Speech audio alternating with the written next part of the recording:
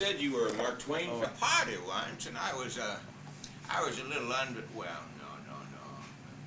I was a little inebriated. Well, I was drunk. And this here society lady, she came up to me and she said, "Why, Mr. Twain, you're drunk." And I looked her in the eye and I said, "Madam, I know that I am drunk. I also know that you are ugly. Tomorrow I'll be sober." I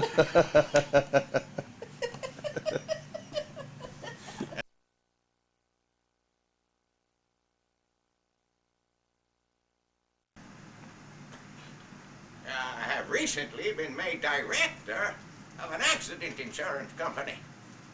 And there's no field of human endeavors more nobler than accident insurance. Why, I've seen whole families lifted out of poverty by the simple boon of a broken leg.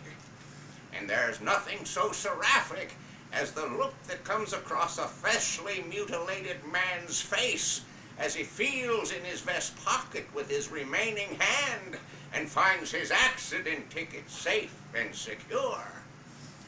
We've had all kinds of cases come into that charity. Oh, there's a certain case of a man named Wheeler. Well, one day Wheeler was meditating and dreaming around the carpet factory, and the machinery made a snatch at him. Before you know it, Wheeler was a meandering all over. Well, he was going so fast, well, you couldn't even see him.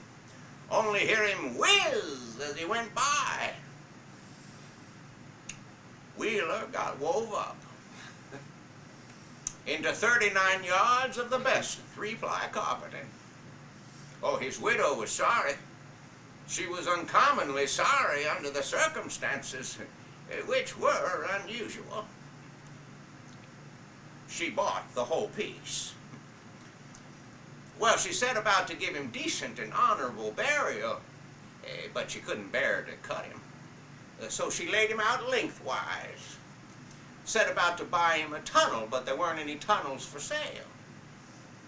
So she boxed him. Oh, in a beautiful box, and she put it on a pedestal on a hill and wrote upon that box for everyone to see, "Go thou and do likewise." Oh, there's one final case. A man went to see a certain Dr. Tushmaker with a toothache. The doctor sat him in a chair and pulled on the tooth, and the patient's right leg went up in the air. Dentist said, "Don't do that." The patient said, "I can't help it." Oh, the doctor said, "Let me try again." He tried to pull the tooth, and the patient's right leg went up in the air. He said, "Don't do that." And the patient said, "I can't help it." He said, "Well, you go on out of here."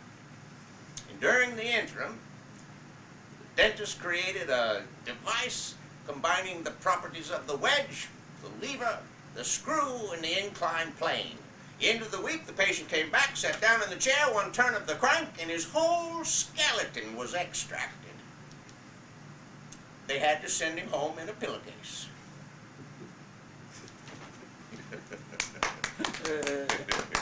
Okay, I'm going to do one more for you if you like all this. All right, see if I can pull it up. This is. I'm going to try to show you some of my range if I could.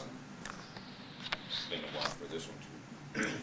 This is Big Daddy comes back. He's suffering with cancer, and Big Mama starts telling what's going to happen, and so I'm trying to figure out how to start.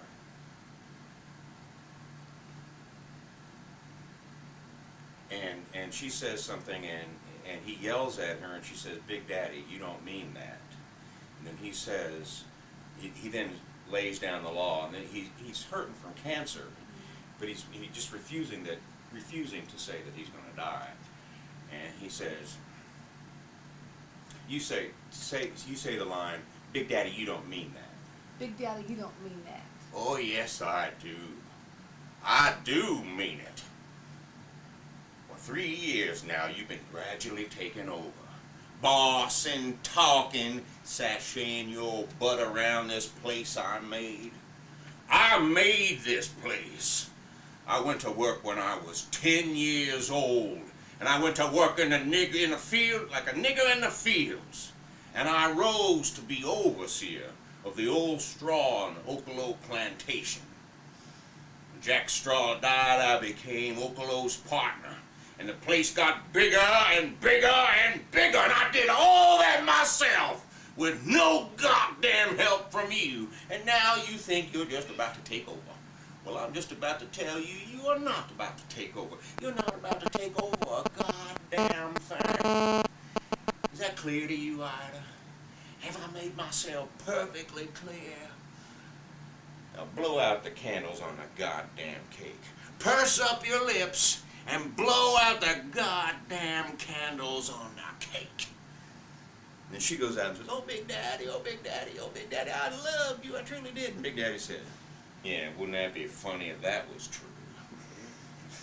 Oh, God.